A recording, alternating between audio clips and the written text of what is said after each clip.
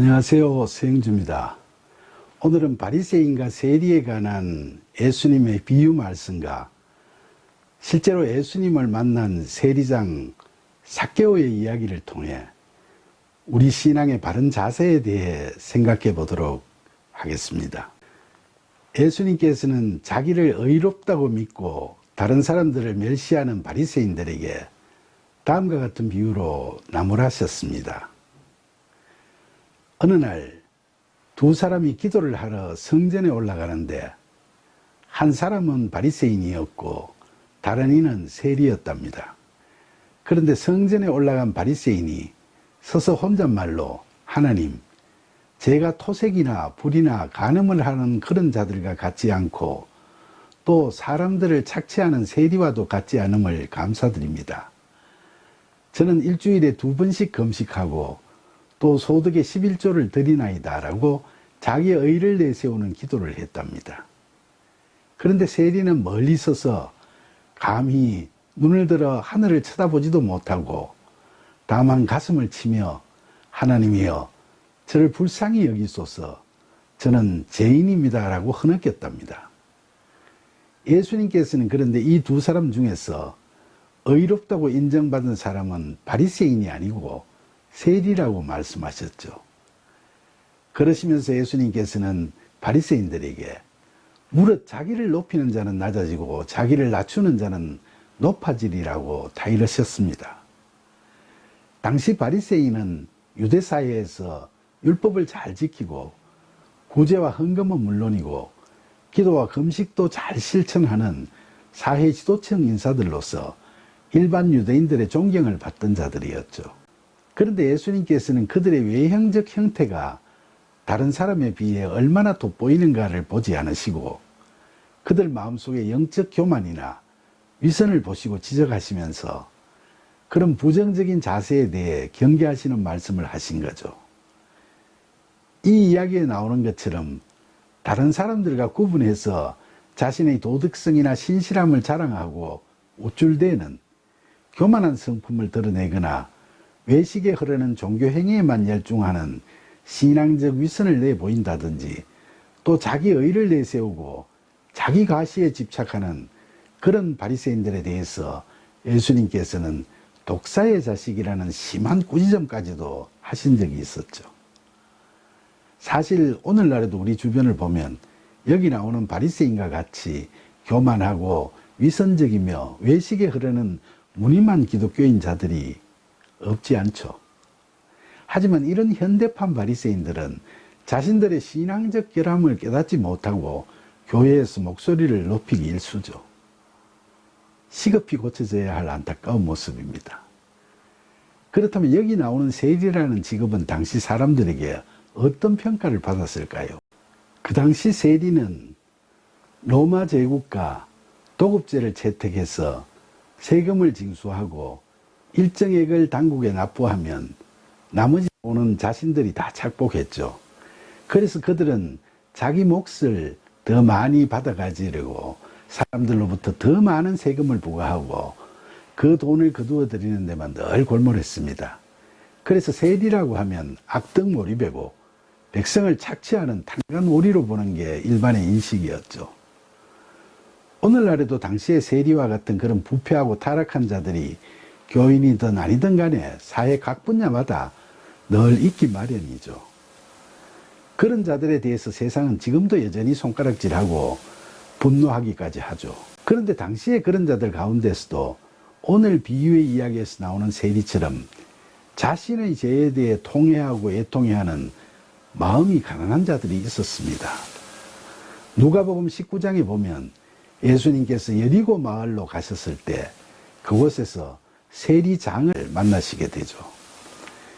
여리고라는 마을은 잘 아시다시피 출애굽한 유대인들이 광야 생활을 마치고 가나안 땅으로 입성할 때 맨 처음 관문이었던 성곽도시죠. 이 도시는 아름다운 오아시스 도시로 물산이 풍부하고 부유한 자들이 많았죠.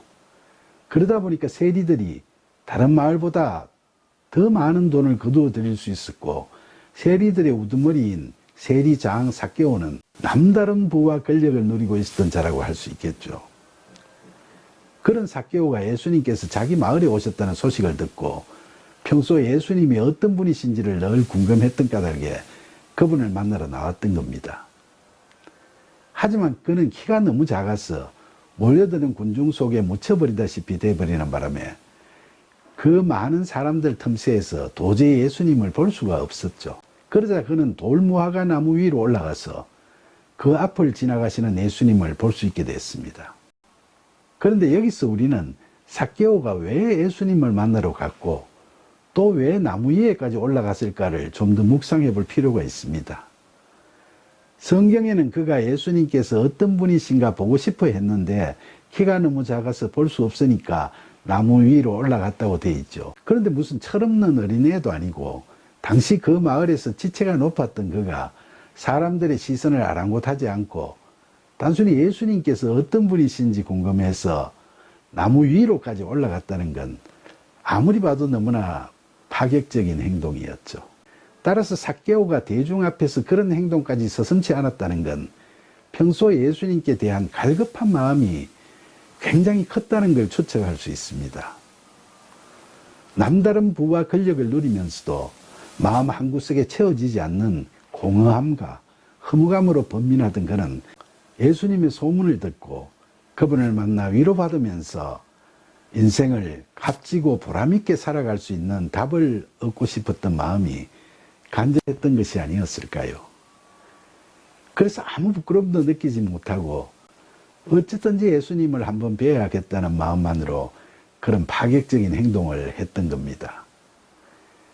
이처럼 나무 위에서 바라보고 있던 그를 보시고 예수님께서는 삭개오야 속히 내려오너라 내가 오늘 너희 집에 유하여야 하겠다고 말씀하셨습니다. 예수님께서 자신의 이름까지 알고 계시고 또 자기 집에서 유하시겠다고 하시니까 삭개오는 놀라고 감격스러운 마음에 급히 나무에서 내려와 즐거워하며 예수님을 집으로 영접하게 됐죠. 여기서 예수님께서 삭개오에게 하신 말씀에 대해 좀 더 묵상해 보기로 하죠.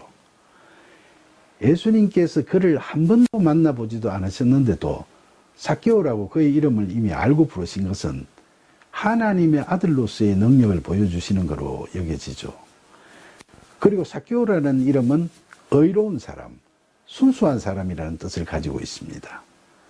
그러니까 삭개오의 답답한 심정을 다 아시는 예수님께서 그에게 너는 원래 의롭고 순결한 사람이라는 위로를 하시면서 나무에서 속히 내려오라, 즉 속히 회개하라는 사랑의 근거가 담긴 말씀을 하셨다고 볼 수 있겠죠. 그러면서 예수님께서 오늘 삭개오 너희 집에 유하겠다고 하시는 말씀은 구원의 길을 열어주시는 말씀이라고 하겠습니다. 비록 세리장을 맡아 세상적으로는 적지 않은 죄를 짓고 살아가는 삭개오였지만 남들이 보더라도 개의치 않고 나무 위에까지 올라가서라도 진리이신 예수님을 뵙고자 하는 그의 열의와 정성을 귀히 보시고 예수님께서는 그의 이름을 불러주시고 그의 집에 유하시겠다고 하심으로써 그리스도께서 내 안에 거하시고 내가 그리스도 안에 거하는 구원의 기쁨을 누릴 수 있게 은혜의 손을 내미신 거죠.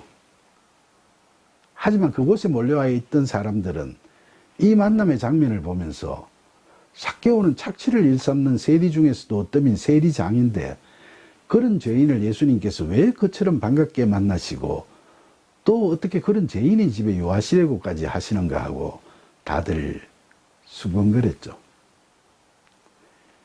그런데 예수님을 자기 집으로 모셔온 삭개오는 자신의 이름까지 미리 다 알고 계시는 이분은 하나님의 아들이시라고 믿게 됐고 벅찬 감동과 감격에 겨워 예수님 앞에 서서 주여 보시옵소서 제가 제 소유의 절반을 가난한 자들에게 다 나누어 주겠사오며 만일 제가 세금을 가다 징수하는 토색질로 누구의 것을 빼앗은 일이 있으면 네 갑절로 갚겠나이다 하고 서원했습니다.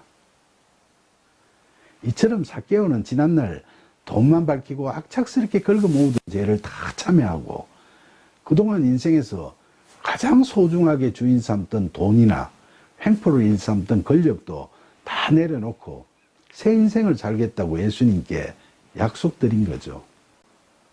특히 그가 내놓겠다고 한 구제 금액이나 배상하겠다는 금액은 성경에서 이야기하는 11조나 토색한 돈을 배상하는 기준을 훨씬 넘어서는 큰 액수들입니다. 돈을 모으는데 혈안이 되어 있던 악덕세리의 우두머리였던 그가 이처럼 큰 돈을 자진해서 내놓겠다고 예수님께 다짐하는 것을 보면 지난날에 자신의 죄를 철저히 회개하고 하나님께서 기뻐하시는 자로 살아가겠다는 그의 남다른 결의가 느껴지기도 하죠. 삭개오의 다짐을 들으신 예수님께서는 오늘 구원이 이 집에 이르렀으니 이 사람도 아브라함의 자손이로다. 인자가 온 것은 잃어버린 자를 찾아 구원하려 함이니라고 말씀하셨죠.